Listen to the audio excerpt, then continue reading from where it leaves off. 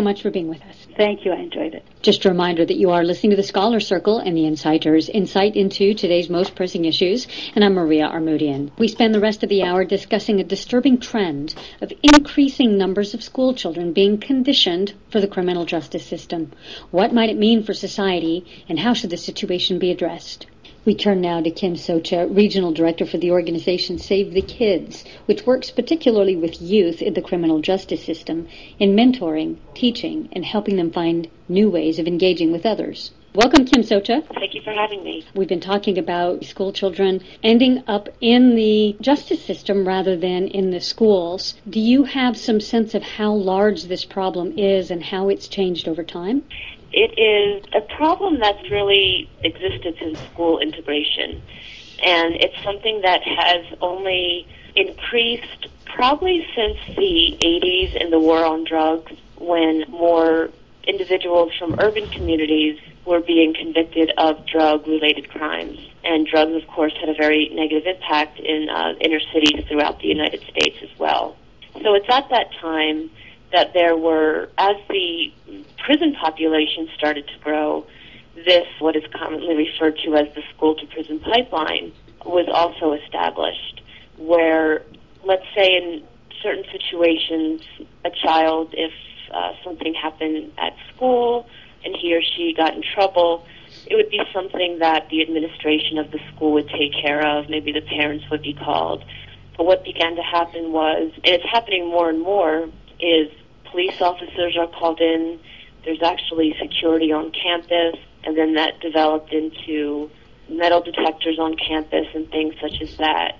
And it started to ramp up very noticeably with the war on drugs in, let's say, the late 70s, early 1980s.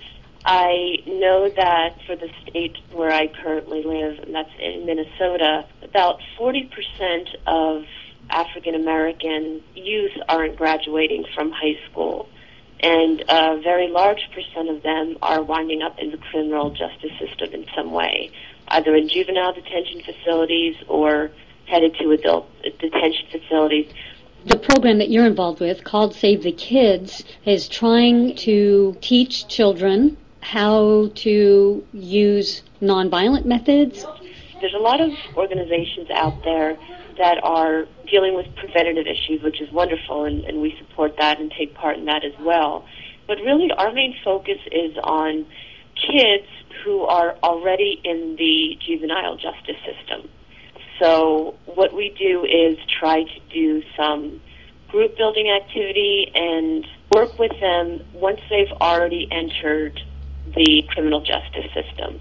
So we'll go into juvenile detention centers. I go in to the adult detention center with Hennepin County in Minnesota, which does house youth ages 16 to 18. So we'll work with them on afternoons as part of their school program.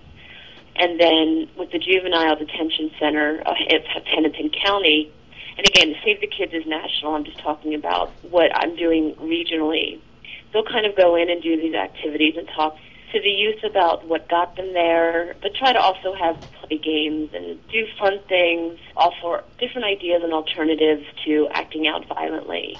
And sometimes that can happen just through discussion. It can happen through a game of, we have tons of games that we play, like a game of tag or something like that. I noticed a number of the projects, one called HIP, Help Increase the Peace Project, several of them including a poetry project, workshops on bullying. Give us a sense of what some of these are. HIP is actually a program of the American Friends Service Committee. So when we go in and hold the workshops, we use all of their different activities. And that could be anything from role-playing games to trying to keep a ball up in the air for a certain amount of hits and things like that, and setting up different games. What's unique to Save the Kids is we have a poetry journal called Poetry Behind the Walls. There's been about 4 or 5 issues that have been published, and it gives youth the opportunity to express themselves through artwork, poetry, narrative, rap lyrics, and to know that their work will actually be published and read by the community is often very exciting for them. And, aside from that, it's simply just a way for them to be able to express themselves and some of the most, I happen to be an English teacher, and some of the most poignant and thought-provoking work comes from the minds of these. Legally, many of them are still considered children. Like to look at it as these are not bad individuals. These are individuals who did one bad thing for reasons that are very complicated, and then there's social issues. And there's also a spoken word behind the walls, and that's something that is on hiatus right now, but we're trying to get started again, where youth have the opportunity to spit rhymes or read spoken word poetry, have it recorded, and then that CD becomes available. Just one other program is Wisdom Behind the Walls, in which adults who are incarcerated, some for life sentences, are trying to do meaningful work from the inside. So they will send us their poetry or their letters to youth, and we post it on a website so that even these men who can't reach the kids directly because they're incarcerated, they still have that opportunity to say something to them, which can be very powerful as well. And philosophically, the kind of Q&A parts of the workshops I found kind of interesting. For example, questioning the morality of using violence to deal with violence. Exactly. What is the response to it, and have you noticed a meaningful change as a result of these kinds of conversations? I mean, meaningful change is something it can be very hard to gauge, because what so often happens, for example, I'm working in the adult detention center, and a lot of these individuals are going to prison. So they're in jail and they're going to prison for long sentences. A lot of follow-up can't be done when that happens, but some of the conversations have most definitely we're also very interested in mentoring and following up. So it's not just, we'll do some workshops while these individuals are incarcerated and then kind of let them go. We want to maintain connection with them once they leave.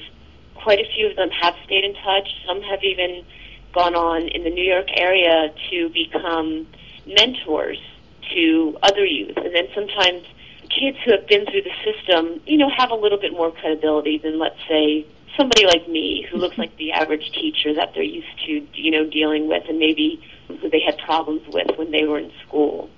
We've also, in the Twin Cities, have something as simple as taking one of the individuals out to lunch or dinner and making ourselves available. We've had some good experiences in that people are staying in touch, and so I'm hoping that continues and we can start to have those youth mentor other individuals as well. Kim Sochak, Save the Kids, I think, might also get confused with Save the Children. So why don't you give us a website so people can check out your work on their own leisure time? Let me just say that the organization itself was named by youth from Hillbrook Detention Center, from an individual who in New York.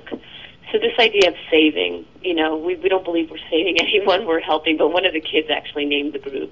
But the website is www.savethekidsgroup.org. Thank you so much. Stay tuned. We'll be right back.